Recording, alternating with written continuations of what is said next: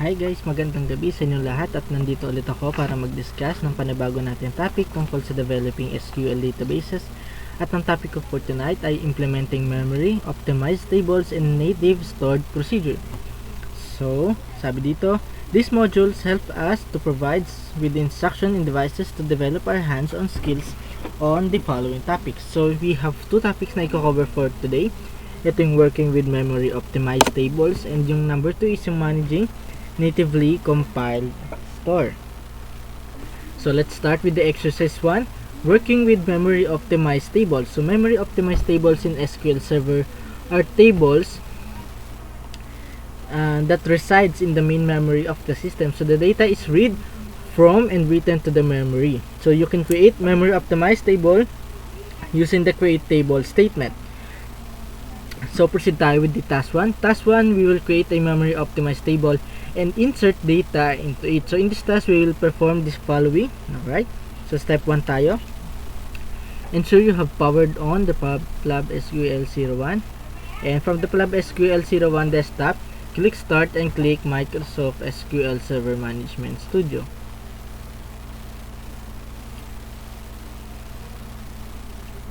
Alright, so to connect the server dialog's backup is database engine and connect natin sa PLAB SQL01. So, the SQL Server Management Studio window is open. So, in the Object Explorer, click to expand the databases folder. Alright, so step 4, to select the database, click natin itong AdventureWorks DW2016 CTP3 and create tayo ng panibago nating query. Alright, so step 5, the new query pane is open, and step 6 tayo, we will type the following query in the new query pane.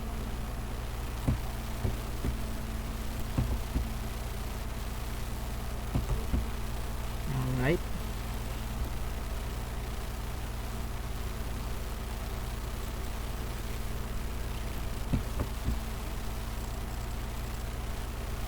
yan.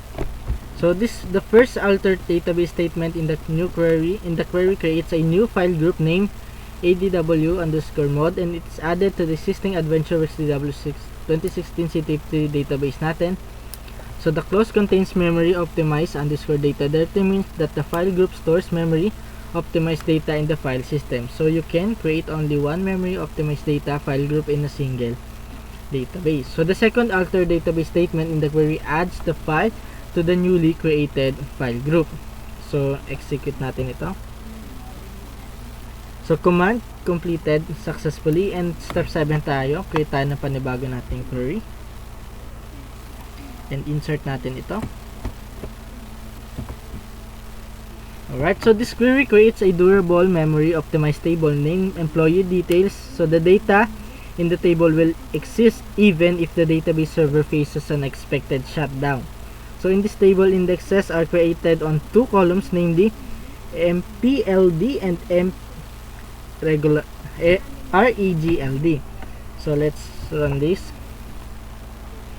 Right, so completed as command completed successfully, meaning it shows the successful execution ng query natin. So step 8 tayo, create tayo ng panibagong query.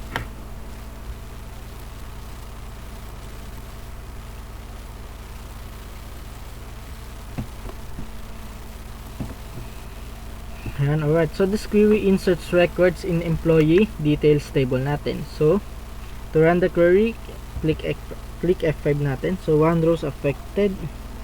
So we have 1, 2, 3, 4, 5, 6, 7 rows affected.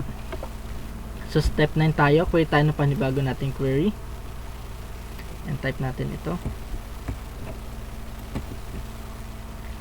So this query displays all the records from employee details table natin. So execute.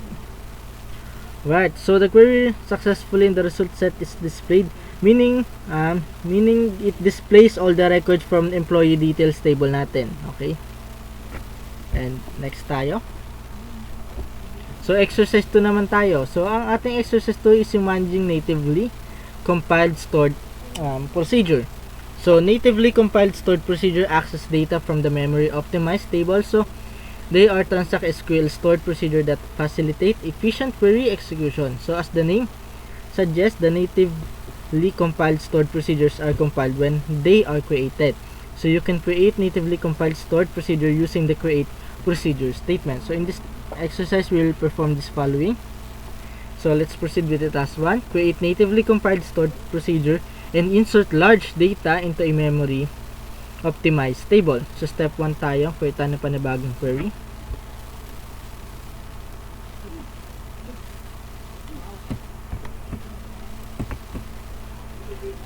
Alright. Tama ba? Tama. So in this query, a natively compiled procedure named SP employee details is created. So the native compilation indicates that the stored procedure is natively compiled. So the schema binding option determines the natively compiled stored procedure must be bound to the schema of the reference database object.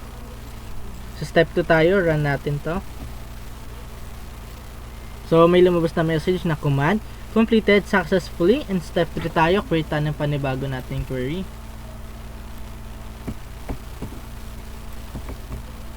Oops, mali.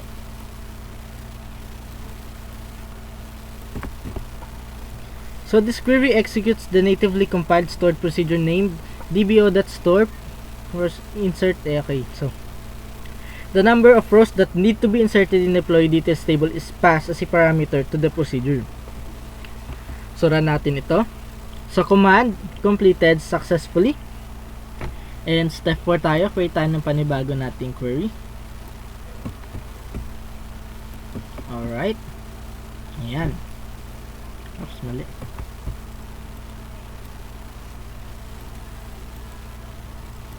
So the query displays the total number of the records from employee DIMS table natin. So let's see.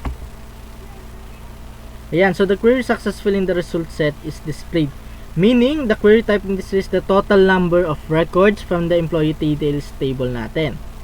So task 2 tayo. Task 2, we will enable statistic collection on natively compiled stored procedures at the procedure and the query level. So the first action in this task is to enable the statistics collection on natively compiled stored procedure using the system stored procedure name. Okay, yan. Hindi ko na babasahin yan.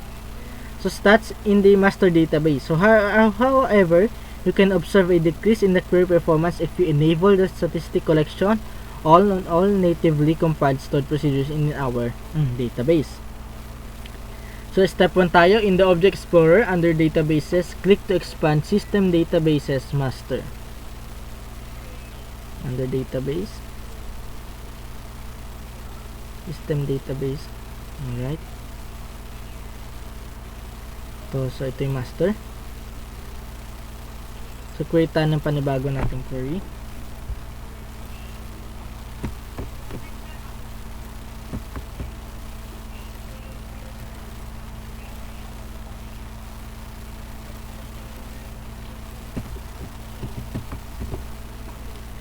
Yan, so a system stored procedure is executed in the query. So parameter values are passed during execution. So the query enables the statistic collection for all natively compiled stored procedure at the procedure level in database. So run natin ito. So command completed successfully, meaning na-execute natin yung system stored procedure. Okay. So step 2 tayo, create tayo ng panibago nating query. And type natin ito.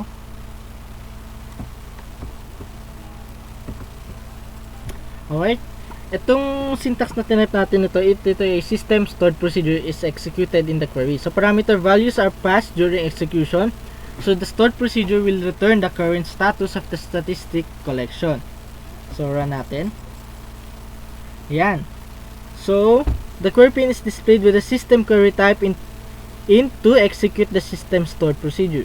Okay. So, successfully natin na-execute. Ito yung nagpapakita ng current status ng statistics collection na mayroon tayo. So, in the Object Explorer under Databases, click AdventureWorks DW 2016 CTP3 and create na panibago nating query. And bring down natin ito.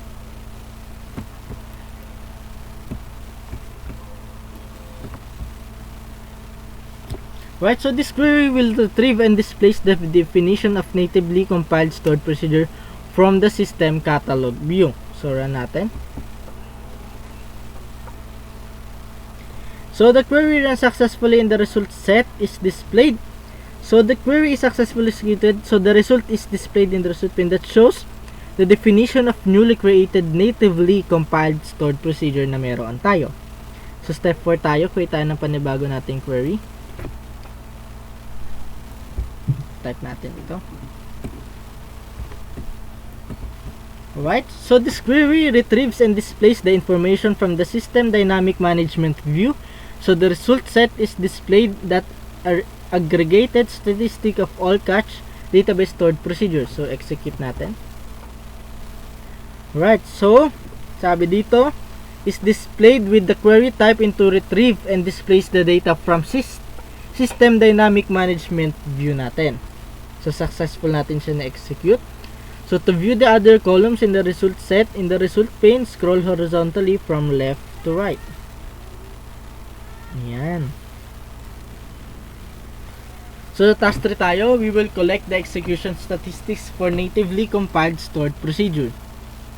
So the first action in the task is to collect the execution statistic for natively compiled stored procedure at the procedure level by executing the system stored procedure. Ito yung system.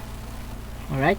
Then step 1 tayo. So in the Object Explorer, click AdventureWorks DW 2016 CTP3 and create tayo na panibago nating query.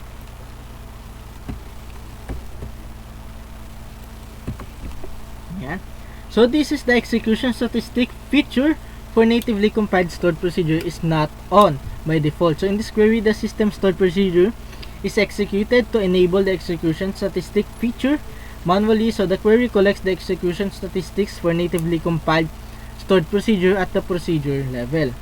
So execute natin ito.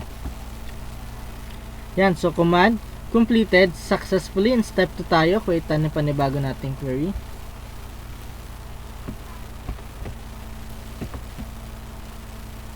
Alright, so in this query, the system stored procedure is executed to manually enable the execution statistic feature at the statement level for natively compiled stored procedure. Then execute natin. Alright, then command completed successfully. So ang last step 3 natin. So in the Object Explorer under AdventureWorks DW16 CP3, click to expand programmability.